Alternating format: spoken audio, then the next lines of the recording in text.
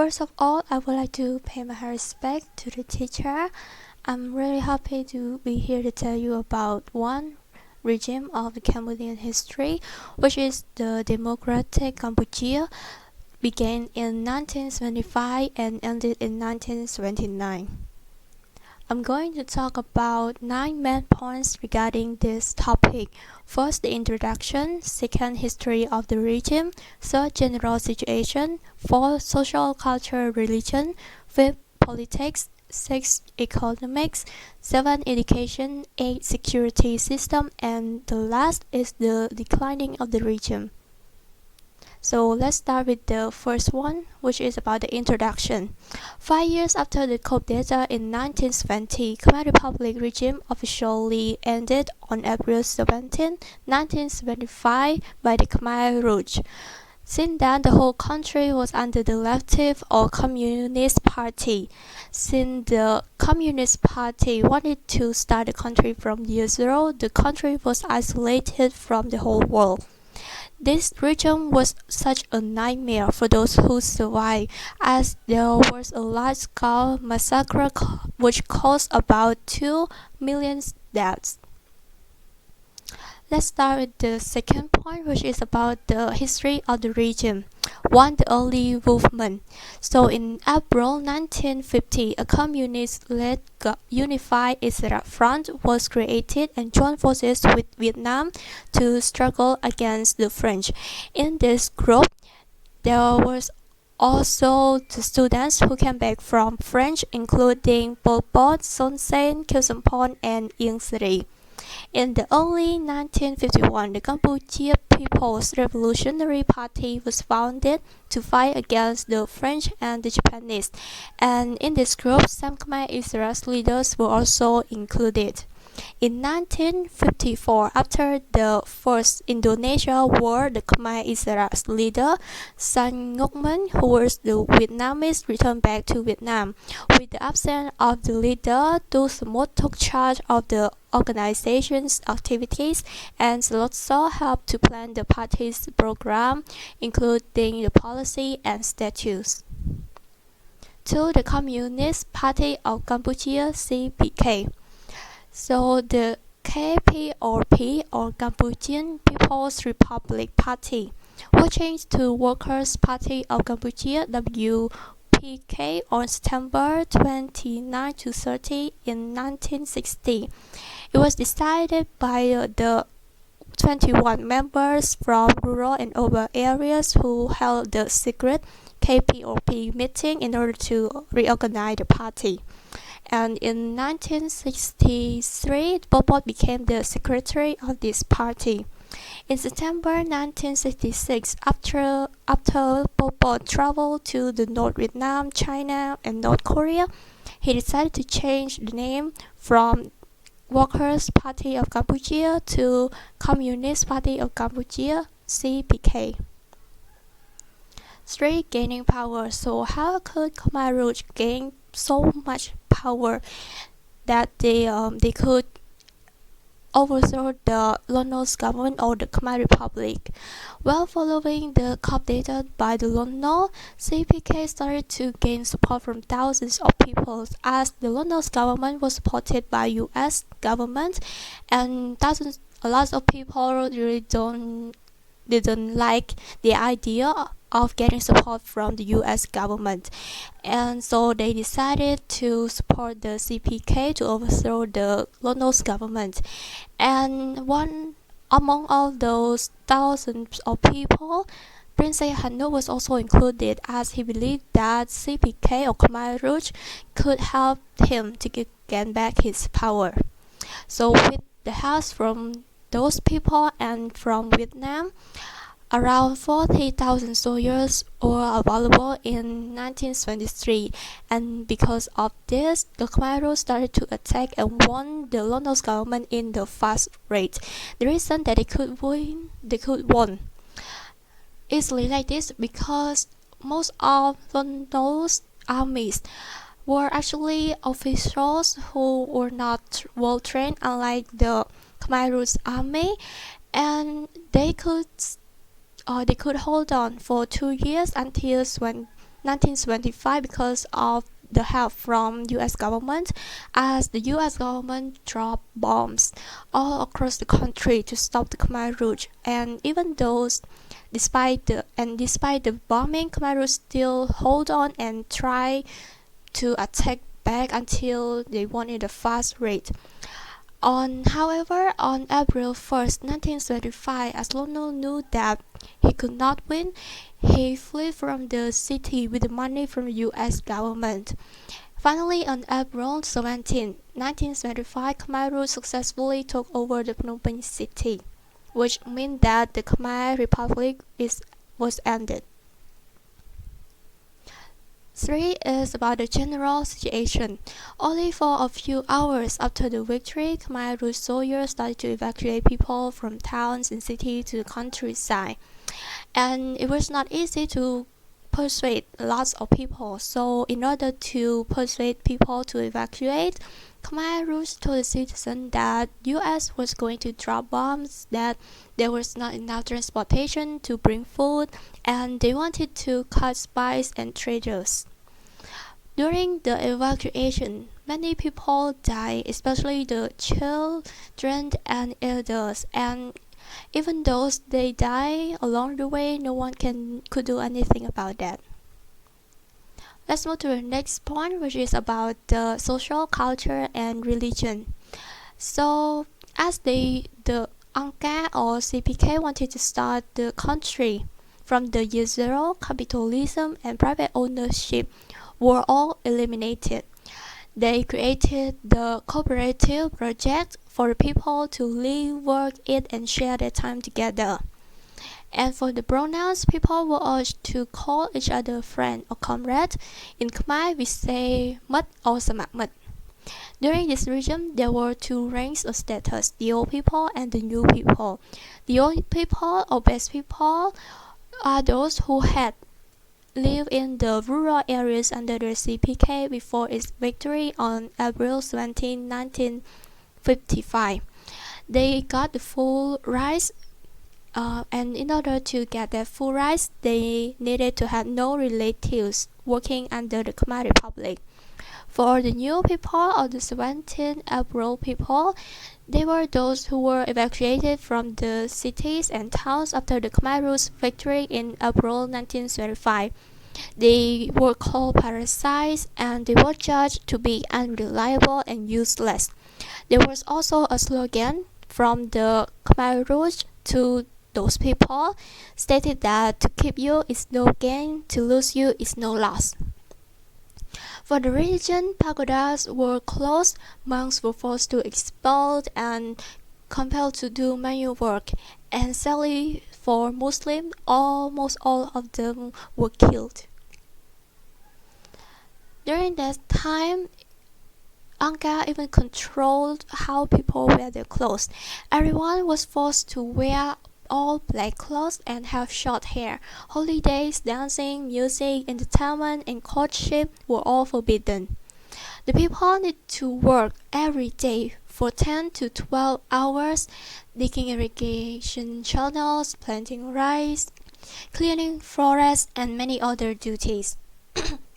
Since everything was controlled by the Angka, even marriage was also directed by Angka. There were two types of marriage. The small marriage consisted of from 3 to 10 couples. The big or large marriage consisted from 30 to 50 or even reach 100 couples. For the process of this marriage, men and women needed to stand in 2 rows, hold hands, and vow to forever serve the Angka. Let's move to the fourth part, which is about the politics. For the leadership, we have the structure of the Communist Party of Kampuchea. The Pol Pot or Salotso was the secretary of the Communist Party of Kampuchea.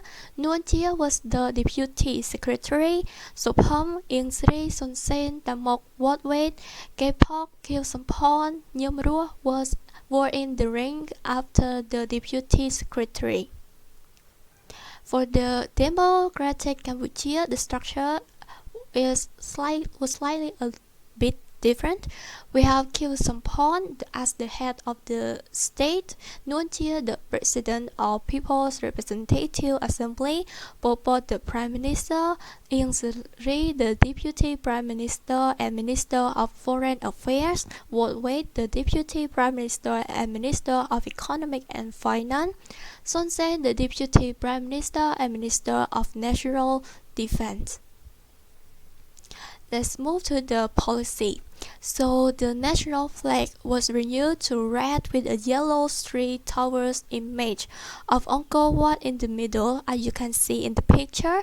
The national anthem was changed to 17 April, the Great Victory, which was written by Pol Pot himself.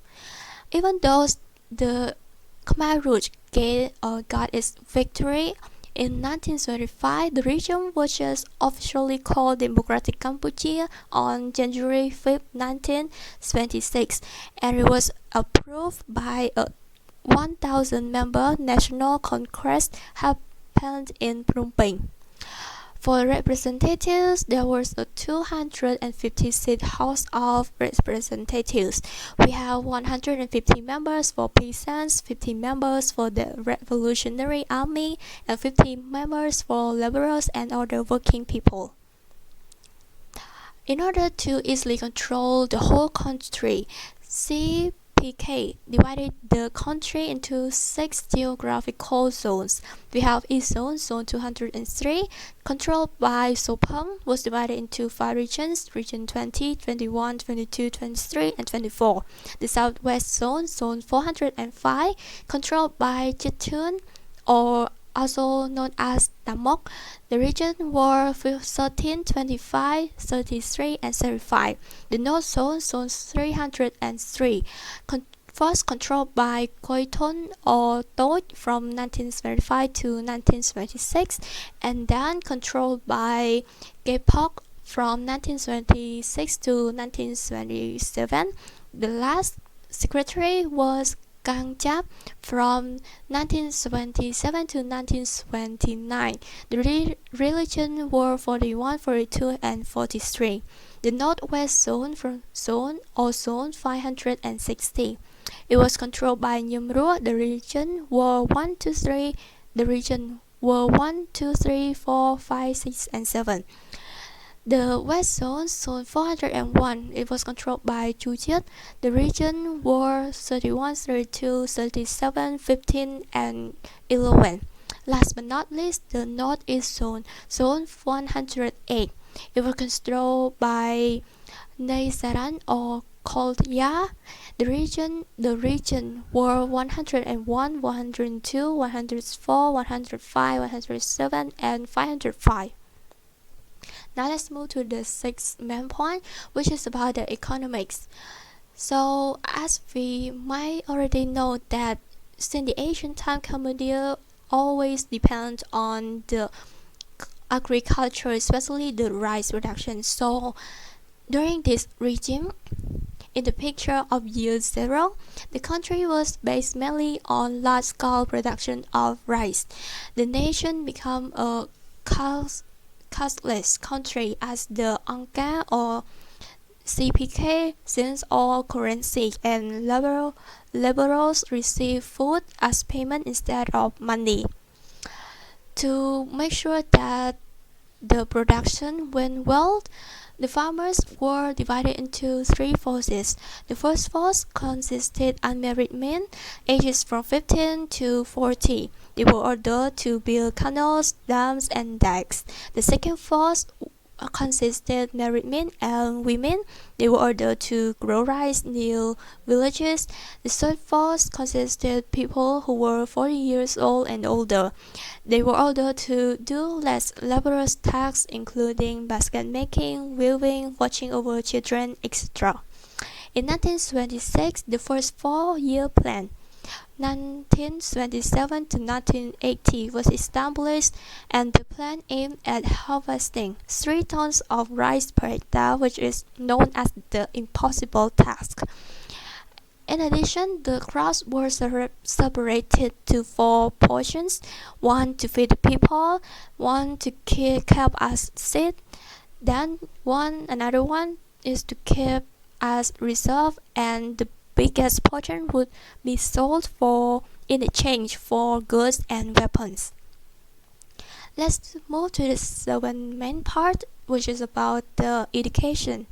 Well, for education, children were recruited to spy on adults. They were called the dictatorial instrument of the party. And even though the education system from the previous regime was completely destroyed, Pol Pot actually had a plan regarding with the education system, and it had three central ideological elements. First, he believed that he wanted the children to learn letters and numbers, to learn technology. Second, since learning is not enough, we need to practice.